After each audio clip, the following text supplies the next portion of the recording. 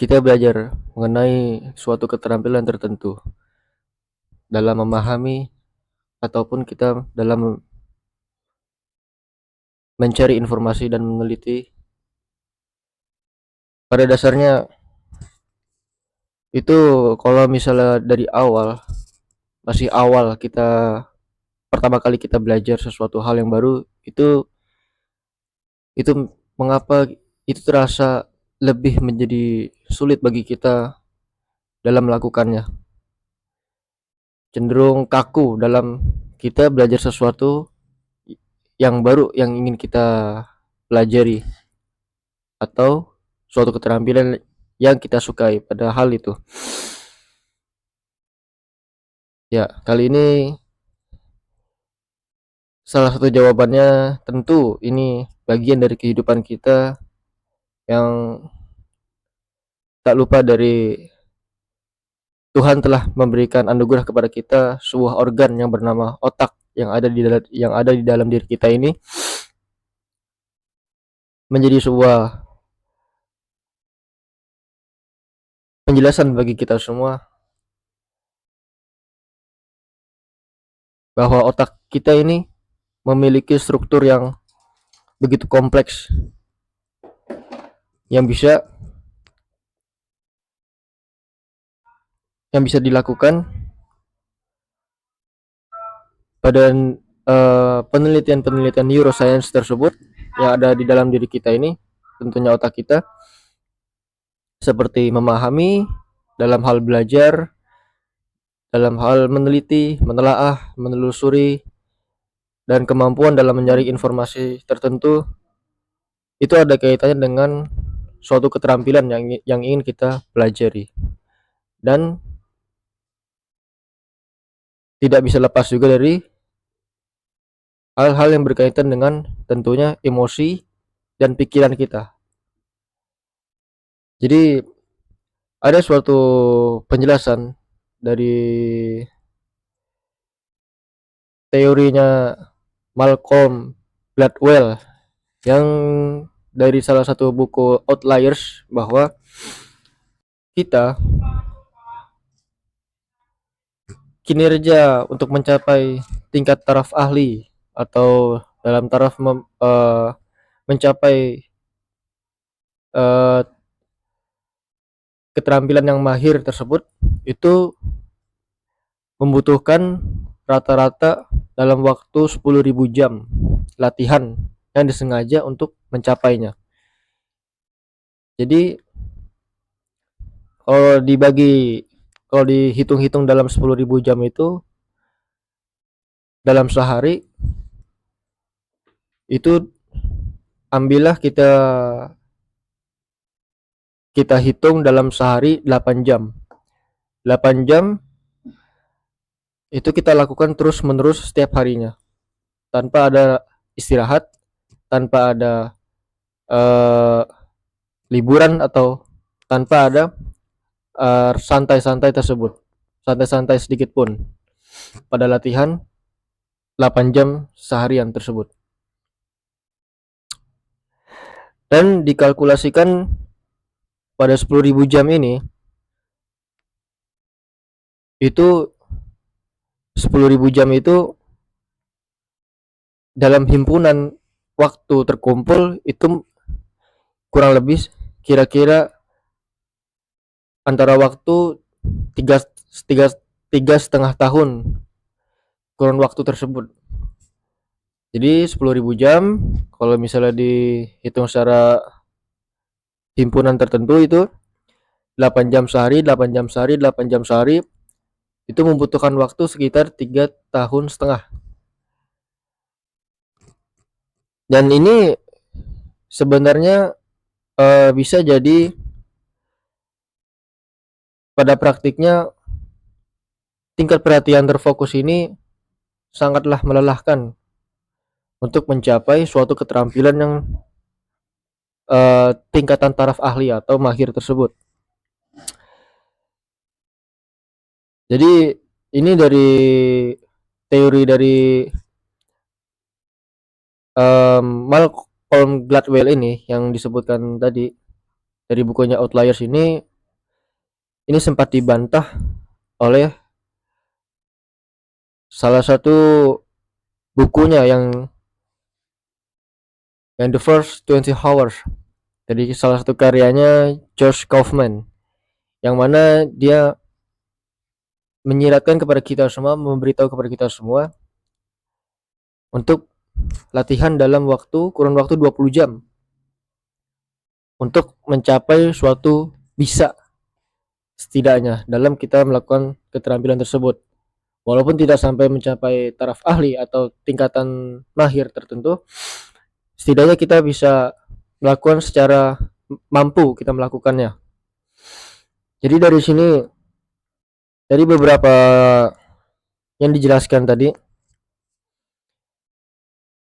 ada kabar baik dari sini bahwa di dalam otak kita ini,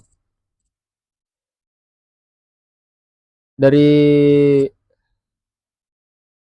Carol Dweck ya, mengutip banyak penelitian yang mengindikasikan bahwa setiap orang biasanya memiliki salah satu dari dua pandangan tentang bagaimana pikiran mereka bekerja.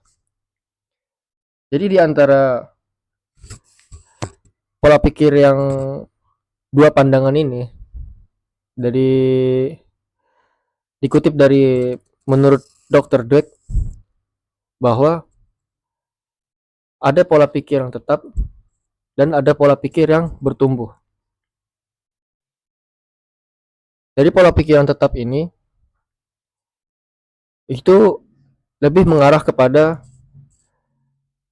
kita dari bawaannya itu sudah memiliki bakat, dari genetiknya kita sudah memiliki bakat.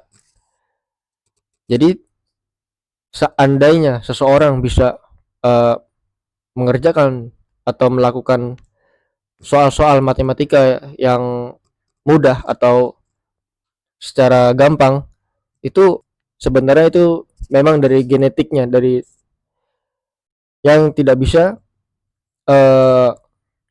diubah-ubah dalam hal pandangan tersebut. Lalu kedua adalah pandangan yang pola pikir yang bertumbuh. Nah, di sini yang bedanya adalah pola pikir yang bertumbuh ini kita memerlukan suatu kemampuan kita untuk berkembang dalam melatih diri kita, dalam mengasah keterampilan kita, atau dengan suatu upaya dan usaha yang kita lakukan untuk mencapai suatu keterampilan itu menjadi suatu tingkatan taraf mahir atau ahli. Jadi di saat pola pikir kita bertumbuh ini sangatlah disarankan bagi kita semua, khususnya apalagi kalau orang-orang yang tidak ada bawaan bakat dari lahir ya, tidak ada bawaan yang pola pikir tetap yang disebut bakat, maka kita bisa memanfaatkan dalam pola pikir yang bertumbuh ini untuk mencapai keterampilan yang kita inginkan, yang bisa kita lakukan,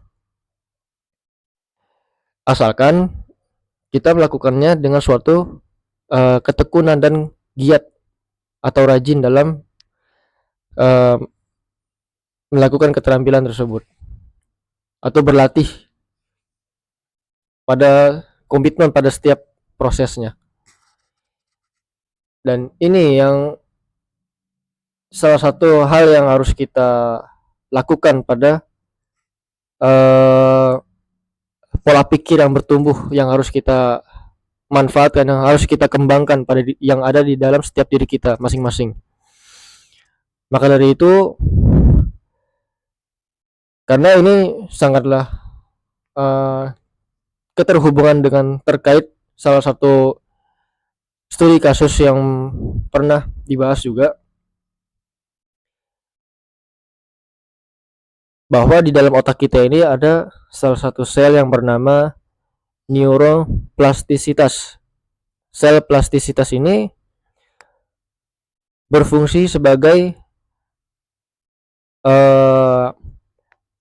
menyambung sel-sel atau memperkuat jaringan yang ada di dalam diri kita, yang ada di dalam otak kita ini di saat kita melakukan latihan atau melakukan suatu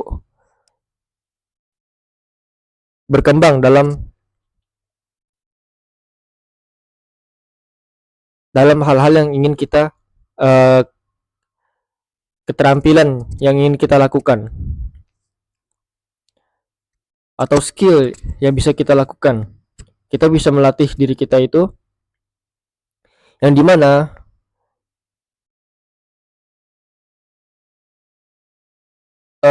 sel-sel plastisitas ini selalu bekerja aktif di dalam otak kita, selalu memperkuat jaringan sirkuit yang ada di dalam otak kita di saat kita melakukan latihan, di saat kita melakukan usaha atau ketekunan.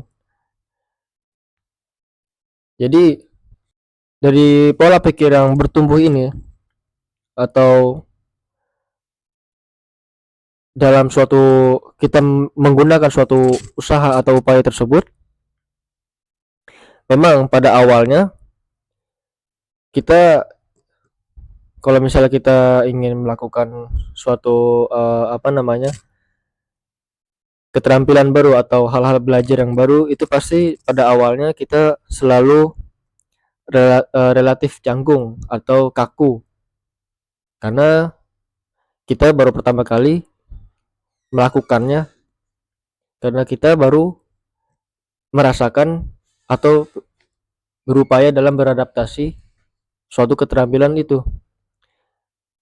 Misal kita mau belajar bahasa Inggris, pada awalnya kita itu merasa kesulitan dalam hal belajar, merasa kesulitan dalam memahami, dalam menghafal, ataupun dalam menelaah pada setiap kata kerja atau grammar dalam bahasa Inggris tersebut. Tapi kalau misalnya kita latihan terus-menerus dalam setiap harinya, lalu kita konsisten pada latihan tersebut, maka lama kelamaan itu akan menjadi sebuah kebiasaan yang melekat di dalam otak kita.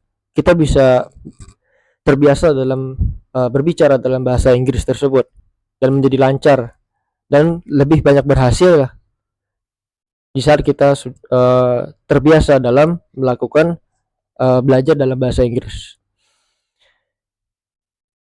Itu bisa kita ambil manfaatnya atau hikmahnya tersebut dari, bisa kita praktikkan bahkan ini dari konsepnya pola pikir yang bertumbuh. Karena dalam literatur akademis ini tersebut, proses umum ini disebut dengan model 3 tahap. Ya, ada 3 tahap tertentu yang bisa kita memperoleh keterampilan atau suatu skill yang bisa kita lakukan. Yang pertama adalah tahap kognitif awal, di mana yang awal kita berusaha memahami, kita berusaha memproses suatu informasi yang kita pelajari dan memecah apa-apa yang bisa kita lakukan dalam keterampilan tersebut. Lalu yang kedua adalah tahap asosiatif. Jadi dalam tahap asosiatif ini kita sudah mulai terbiasa atau beradaptasi pada keterampilan yang ingin kita lakukan.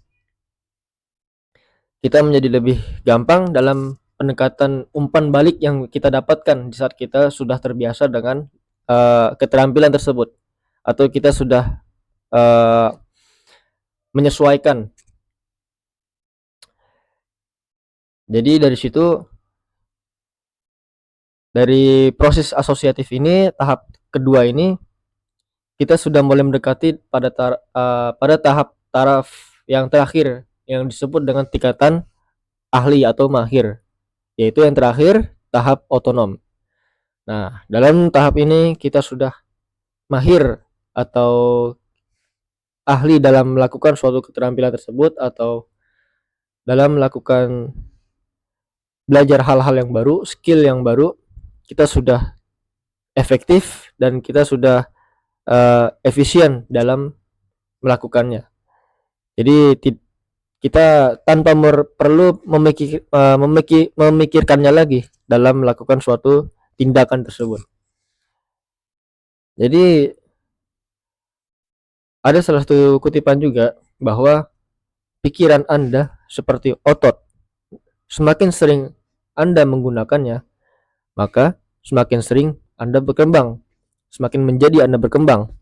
Dan semakin sering Anda berlatih, maka semakin efisien, efektif, dan otomatis keterampilan tersebut, yang disebut juga sebagai taraf tingkatan mahir atau ahli. Jadi pada dasarnya konsep ini kita